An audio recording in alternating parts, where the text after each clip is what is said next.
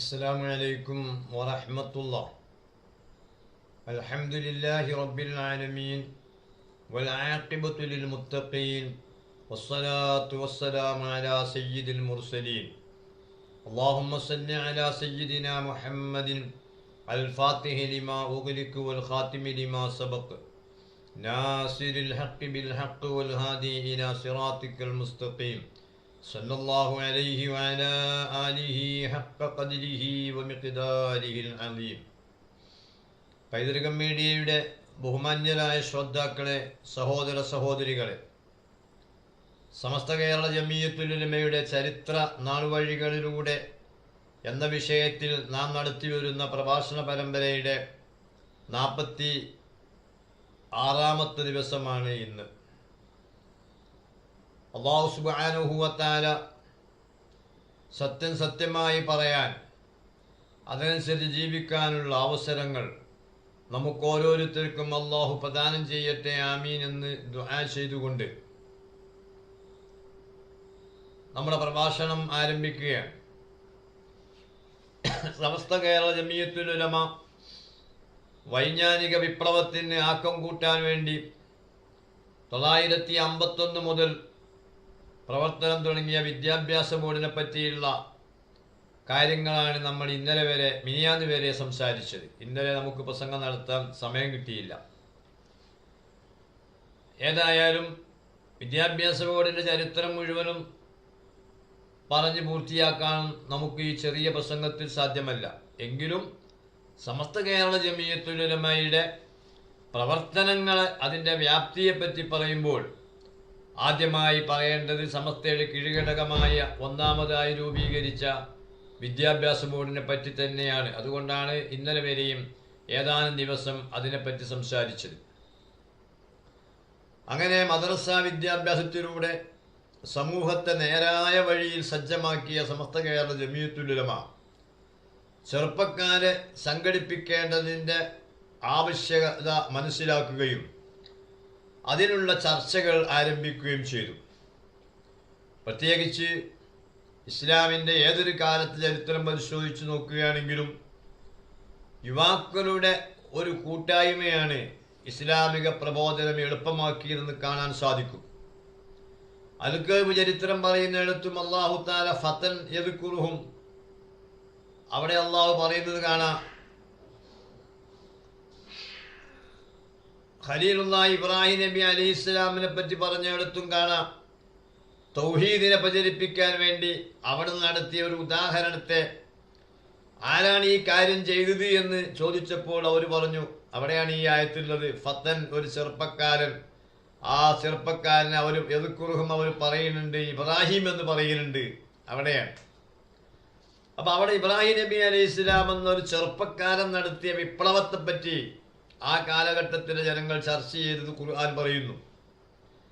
അതുപോലെ തന്നെ അൽകഹ്ഫ് ചരിത്രം പറയുന്നിടത്തും ഏതാനും ചെറുപ്പക്കാർ സഹിച്ച പീഡനങ്ങൾ, ത്യാഗങ്ങൾ, അതുവഴി എക്കാലത്തും ഇവിടെ തൗഹീദ് നിലനിന്ന ചരിത്രം വിശുദ്ധ ഖുർആൻ അൽകഹ്ഫ് സൂറത്തിലൂടെ പറയുന്നു.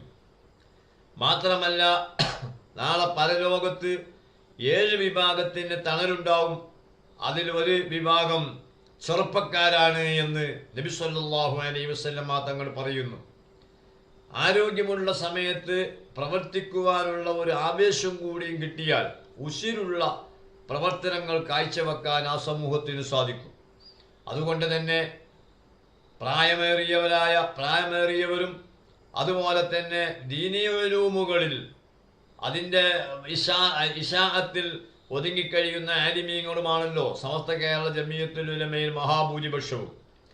ബഹുജനങ്ങളിലേക്കും പൊതുജനങ്ങളിലേക്കും വിശിഷ്യ യുവജനങ്ങളിലേക്കും ഇറങ്ങി ഹഖായ അഹ്ലുസുന്നത്തി വൽ ജമാഅത്തിന്റെ ആശയങ്ങൾ പ്രചരിപ്പിക്കാൻ സമസ്ത കേരള ജമീയത്തുൽ ഉലമക്ക് ഒരു ഊന്നുവടി പോലെ പ്രവർത്തിക്കുന്ന യുവജന പ്രസ്ഥാനം വേണമെന്ന് ആലിമീങ്ങൾ കണ്ടെത്തുകയും അങ്ങനെ 1954 ഏപ്രിൽ 25-ന് താനൂരിൽ ചേർന്ന സമസ്ത കേരള ജമീയത്തുൽ ഉലമയുടെ 20-ാം വാർഷിക മഹാസമ്മേളനത്തിൻ്റെ അധ്യക്ഷനായിരുന്ന ബഹുമാനപ്പെട്ട ഷെയ്ഖ് ആദം മസലത്ത് ദീനിൻ്റെ പ്രവർത്തനം വ്യാപിപ്പിക്കുന്നതിനും അതുപോലെ എല്ലാ വിഭാഗം ജനങ്ങളും പ്രത്യേകിച്ച് മുസ്ലിം സമുദായത്തിലെ എല്ലാ വിഭാഗം ജനങ്ങളും, എല്ലാ വിഭാഗം എന്ന് പറയുമ്പോൾ പ്രായമുള്ളവരും പ്രായം കുറഞ്ഞവരുമായ വ്യത്യാസമില്ലാതെ എല്ലാവരും അണിനിരക്കേണ്ട ആവശ്യകതയാണ് അന്നത്തെ അധ്യക്ഷ പ്രസംഗത്തിൽ അദ്ദേഹം ഊന്നിപ്പറഞ്ഞത്. ആ സമ്മേളനത്തിലെ മുഖ്യ പ്രസംഗം നടത്തിയ സമസ്ത കേരള ജമിയത്തുൽ ഉലമയുടെ അന്നത്തെ പ്രമുഖ പ്രഭാഷകരും ഏറെക്കാലം ജനറൽ സെക്രട്ടറിയുമായ പറവണ്ണ മൊയ്തീൻകുട്ടി മുസ്ലിയാരും അന്നത്തെ സൂപ്പർ താരമായ പ്രമുഖ പ്രഭാഷകനായ പതി അബ്ദുൽ ഖാദർ മുസ്ലിയാരും ആ സമ്മേളനത്തിൽ പിടിച്ചു കുലുക്കിയ 2 പ്രസംഗങ്ങൾ ചെയ്യുകയുണ്ടായി. ഒന്ന് പറവണ്ണ മൊയ്തീൻകുട്ടി മുസ്ലിയാർ, 2 പതി അബ്ദുൽ ഖാദർ മുസ്ലിയാർ. ചെറുപ്പക്കാർ എല്ലാ മടിയും മാറ്റിവെച്ച് സജീവമായി ദീനിന് വേണ്ടി പ്രവർത്തിക്കണം.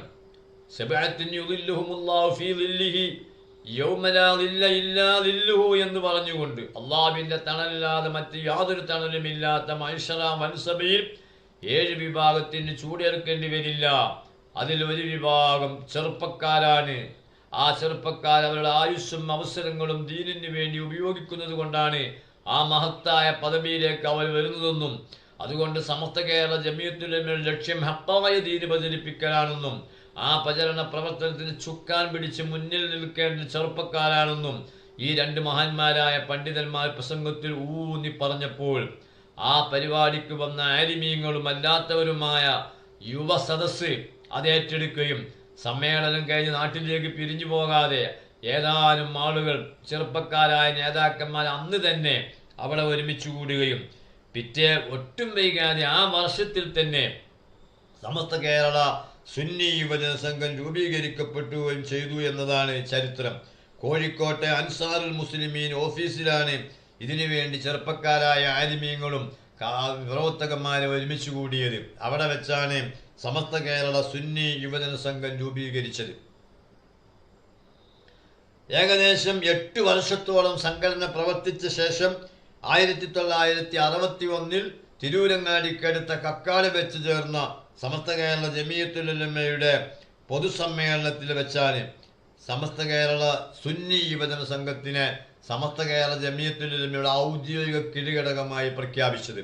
അന്ന് മുതൽ സമസ്ത കേരള ജമിയത്തുൽ ഉലമയുടെ ആശയങ്ങൾ അത് പ്രചരിപ്പിക്കുന്നതിൽ താങ്ങും തണലുമായി സമസ്തയുടെ ഒപ്പം നിന്ന മഹാപ്രസ്ഥാനമാണ് SYS. ഇൻഷാ അല്ലാഹ് SYSന്റെ നാടുവഴികളെ പറ്റി കൂടുതൽ സംസാരിക്കേണ്ടതാണെങ്കിലും 1-2 ദിവസം നമുക്ക് അതിലേക്ക് കുറഞ്ഞ വാക്കുകൾ പറയാമെന്ന് ഈ സമയത്ത് ഞാൻ ഓർമ്മപ്പെടുത്തുകയാണ്. 1954 സമസ്ത കേരള സുന്നി യുവജന സംഘം രൂപീകരിച്ചപ്പോൾ അതിൻ്റെ പ്രസിഡന്റായിരുന്നത് ബഹുമാനപ്പെട്ട ബി കുട്ടി ഹസൻ ഹാജി അവറുകളായിരുന്നു. മഹാനവറുകൾ 959 വരെ പ്രസിഡന്റായി തുടർന്നു. എന്നാൽ അത്രയും കാലം SYSന്റെ ജനറൽ സെക്രട്ടറി മാത്തോട്ടം മുഹമ്മദ് കോയ സാഹിബായിരുന്നു. അദ്ദേഹം നല്ല ദീനി ദാവന്റെ ആളായിരുന്നു. EK ഹസൻ മുസ്ലിയാർ അടക്കമുള്ള മഹാന്മാരായ പണ്ഡിതന്മാർ മതപ്രഭാഷണത്തിനും ഗണ്ണന മണ്ഡല പ്രസംഗത്തിനും പോകുമ്പോൾ അവർ ഹാദിമായി പോവുകയും അതുപോലെ തന്നെ വാദപ്രതിവാദങ്ങൾ പലപ്പോഴായി നടന്നപ്പോൾ അതിന് നിയമങ്ങൾ കരാറുകൾ എഴുതിയത് വ്യവസ്ഥിതികൾ എഴുതിയത് മാത്തോട്ടം മുഹമ്മദ് കോയ സാഹിബായിരുന്നു.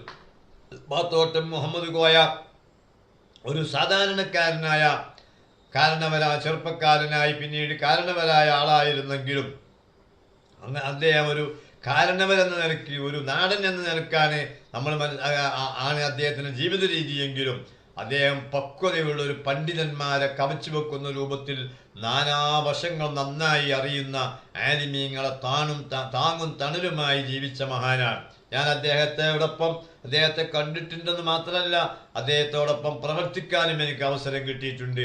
അല്ലാഹു തആല മുൻഗാമികളായ നമ്മുടെ നേതാക്കളെല്ലാം പാരത്രിക പദവി ഉയർത്തിക്കൊടുക്കട്ടെ എന്ന് നമുക്ക് ഈ സമയത്ത് ദുആ ചെയ്യാം.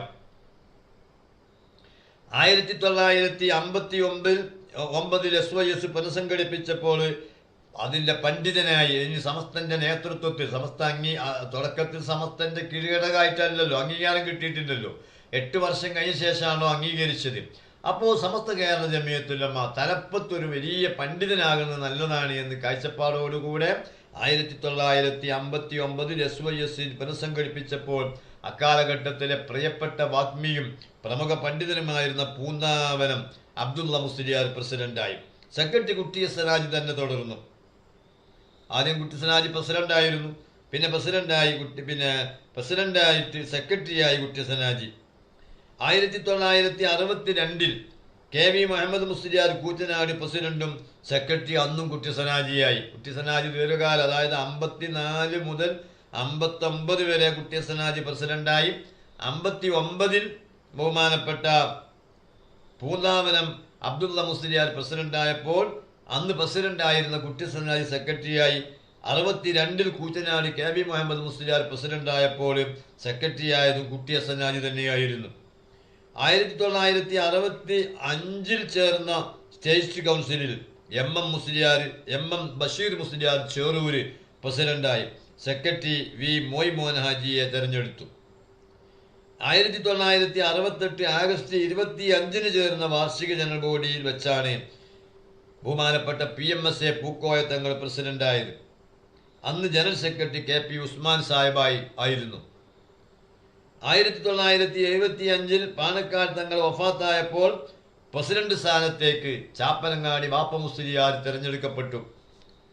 ബാപ്പ മുസ്ലിയാർ 1975 മെയ് 19 മുതൽ 1976 ആഗസ്റ്റ് 26 വരെയായിരുന്നു പ്രസിഡന്റായത്. യഥാർത്ഥത്തിൽ മഹാനവറുകൾ ആത്മീയ രംഗത്തിൽ വളരെ ഉയർന്ന നിലയിലെത്തിയ ഒരു കാലഘട്ടമാണത്. അദ്ദേഹം സമസ്ത കേരള ജംഇയ്യത്തുൽ ഉലമയുടെ ആശയാദർശം പ്രചരിപ്പിക്കുന്നതിലും SYS നിലവിൽ അതിൻ്റെ പ്രചാരകനായൊക്കെ മാറിയെങ്കിലും അദ്ദേഹത്തിൻ്റെ പ്രവർത്തന ലോകം വേറെയായിരുന്നു. കാരണം ആത്മീയമായ മേഖലയിൽ നിറഞ്ഞു നിന്ന ആ രംഗത്ത് എല്ലാ മനുഷ്യരുടെയും അത്താണിയായി നിന്നിരുന്ന ബഹുമാനപ്പെട്ട ചാപ്പനങ്ങാടി ബാപ്പ മുസ്ലിയാർക്ക് ദീർഘകാലം ഈ സംഘടനയെ മുന്നോട്ട് കൊണ്ടുപോകാൻ പ്രയാസമാണ് എന്ന് മഹാനവറുകൾ തന്നെ സ്വയം തിരിച്ചറിഞ്ഞ് ഈ സമസ്തയുടെ ഊന്നുവടി അതിനെ വിശേഷിപ്പിച്ചതുപോലെ തന്നെ എന്നും സമസ്തയ്ക്ക് കൂട്ടായി സംഘടനാ മേഖലയിൽ പ്രവർത്തന മണ്ഡലങ്ങളിൽ നിറഞ്ഞു നിൽക്കണമെന്ന് ഉണ്ടായതുകൊണ്ട് മഹാനവറുകൾ SYSന്റെ ജനറൽ ബോഡി വിളിച്ചു ചേർക്കുകയും അങ്ങനെ ആ യോഗത്തിൽ വെച്ച് 1976 ആഗസ്റ്റ് 26 ബഹുമാനപ്പെട്ട 1975 മെയ് 19 മുതൽ 1976 ആഗസ്റ്റ് 26 വരെയായിരുന്നു ചാപ്പനങ്ങാടി ബാപ്പ മുസ്ലിയാർ പ്രസിഡന്റായത്. എന്നാൽ പിന്നീട് ചേർന്ന കൗൺസിലിൽ ബഹുമാനപ്പെട്ട ബാപ്പ മുസ്ലിയാർ അന്ന് അതിൻ്റെ പ്രസിഡന്റായിട്ട് ബഹുമാനപ്പെട്ട EK ഹസൻ മുസ്ലിയാരെ തെരഞ്ഞെടുത്തു.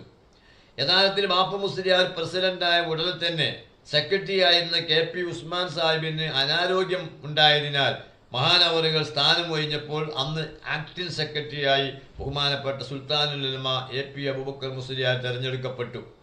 പിന്നീട് EK ഹസൻ മുസ്ലിയാർ പ്രസിഡന്റായി. 1982 ആഗസ്റ്റ് 14 EK ഹസൻ മുസ്ലിയാർ വഫാത്തായി. 1982 ആഗസ്റ്റ് 14 അതുവരെയും EK ഹസൻ മുസ്ലിയാർ തന്നെയാണ് പ്രസിഡന്റായിരുന്നത്.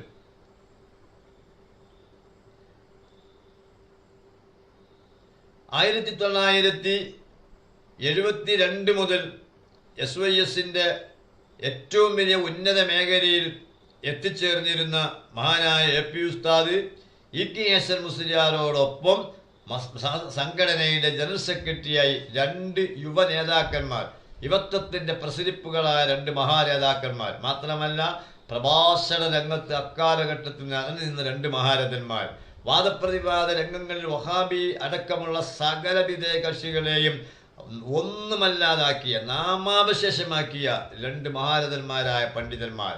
അവർ 2 പേരും പ്രസിഡന്റും സെക്രട്ടറിയും ആയതോടുകൂടെ SYSന്റെ വളർച്ച അത് ചരിത്രത്തിൽ തുല്യതയില്ലാത്ത രൂപത്തിലുള്ള വളർച്ചയായി. AP ഉസ്താദ് സെക്രട്ടറി ആകുമ്പോൾ ചാപ്പനങ്ങാടി ബാപ്പ മുസ്ലിയാർ നിങ്ങൾ ഈ സംഘടനയെ നയിക്കണം എന്ന് അവിടെ തലയിൽ കൈവച്ചുകൊണ്ട് ആശ്ലേഷിച്ച് പറയുമ്പോൾ വെറും 101 യൂണിറ്റ് മാത്രമായിരുന്നു SYSന് കേരളത്തിൽ ഉണ്ടായിരുന്നത്. ഇന്നത്തെ മാതിരി യൂണിറ്റ് കമ്മിറ്റി എന്നെ ചലിക്കുന്നതായിരുന്നില്ല. അതുപോലെ തന്നെ സർക്കിൾ കമ്മിറ്റികൾ ഉണ്ടായിരുന്നില്ല. അതുപോലെ സോൺ കമ്മിറ്റികൾ ഉണ്ടായിരുന്നില്ല. ഒരു താലൂക്ക് കമ്മിറ്റി, അത് കഴിഞ്ഞാൽ ഒരു ജില്ലാ കമ്മിറ്റി, ഒരു സ്റ്റേറ്റ് കമ്മിറ്റി, ആകെ ഉണ്ടായിരുന്നത് 101 യൂണിറ്റും 5 ഉറുപ്പിക പിന്നെ കടം വീട്ടേണ്ടതായ ബാധ്യതയുള്ള കണക്ക് എഴുതി വെച്ച ഒരു നോട്ട് പുസ്തകമാണ് സ്ഥാപക ജംഗമ വസ്തു എന്ന് വിശേഷിപ്പിക്കാവുന്ന SYSന്റെ ഒരു മുതലായി AP ഉസ്താദിനെ ചാപ്പനങ്ങാടി ബാപ്പു മുസ്ലിയാർ ഏൽപ്പിച്ചു കൊടുത്തത്. യഥാർത്ഥത്തിൽ 1954 രൂപീകരിച്ച് 72, 74, 76 കാലഘട്ടം ആകുമ്പോൾ വരെ 100 യൂണിറ്റ് 101 യൂണിറ്റാണ് സംഘടനയ്ക്ക് ഉണ്ടായിരുന്നത്. എന്നാൽ എന്താണ് സംഘടനയുടെ അവസ്ഥ നിങ്ങൾ നോക്കൂ. സംഘടന ഈ കേരളത്തിൽ ഏറ്റവും വലിയ വൈജ്ഞാനിക വിപ്ലവം ഉണ്ടാക്കി. അതിനെ തുടർന്ന് ഇന്ത്യ ഒട്ടുക്കുമേൽ മദ്രസകളും പള്ളികളും ദർസുകളും ശരീഅത്ത് കോളേജുകളും സ്ഥാപിച്ചു. ഇതെല്ലാം SYSന്റെ ബാക്കി പത്രമാണ്, അതിൻ്റെ പ്രവർത്തനത്തിൻ്റെ ഭാഗമായിട്ടാണ്. അങ്ങനെ സമസ്ത പറഞ്ഞതുപോലെ വിശേഷിപ്പിച്ചതുപോലെ മഹാരഥന്മാരായ പണ്ഡിതന്മാർ പ്രസംഗങ്ങളിലൂടെ സൂചിപ്പിച്ചതുപോലെ സമസ്ത കേരള ജമിയത്തുൽ ഉലമ ഊന്നുവടിയായി നിലവിൽ വന്ന SYS വിപ്ലവകരമായ പ്രവർത്തനങ്ങളാണ് കേരളത്തിൽ നടത്തിയത്. ഇൻഷാ അല്ലാഹ് അതിനെപ്പറ്റി നമുക്ക് 2 ദിവസം ചെറിയ രൂപത്തിൽ സംസാരിക്കാമെന്ന് വാക്ക് പറഞ്ഞ് ഇന്ന് സമയം അല്പം വൈകി തുടങ്ങാൻ കഴിഞ്ഞുള്ളൂ. അതുകൊണ്ട് ഇനി നീട്ടി സംസാരിക്കുന്നില്ല. അല്ലാഹു സുബ്ഹാനഹു വ തആല ഈ മഹാന്മാരായ നേതാക്കന്മാരെ ദർജകൾ വർദ്ധിപ്പിച്ചു കൊടുക്കട്ടെ. അവരെ സുംറയിലായി അല്ലാഹു നമ്മെ ഇഹത്തിലും പരത്തിലും ഒരുമിച്ച് കൂട്ടട്ടെ. ആമീൻ എന്ന് പ്രാർത്ഥിച്ചുകൊണ്ട് ഇന്ന് നിർത്തുന്നു. ഇൻഷാ അല്ലാഹ് നാളെയും മറ്റന്നാളും SYSന്റെ ചരിത്ര വഴികളിലൂടെ പ്രധാനപ്പെട്ട ചില വിഷയങ്ങൾ നമുക്ക് ശ്രദ്ധയിൽപ്പെടുത്തി മറ്റ് വിഷയത്തിലേക്ക് പ്രവേശിക്കാവുന്നതാണ്. വാഖിറു ദഅവാനാ അൽഹംദുലില്ലാഹി റബ്ബിൽ ആലമീൻ. അസ്സലാമു അലൈക്കും വറഹ്മത്തുള്ളാഹി വബറകാതുഹു.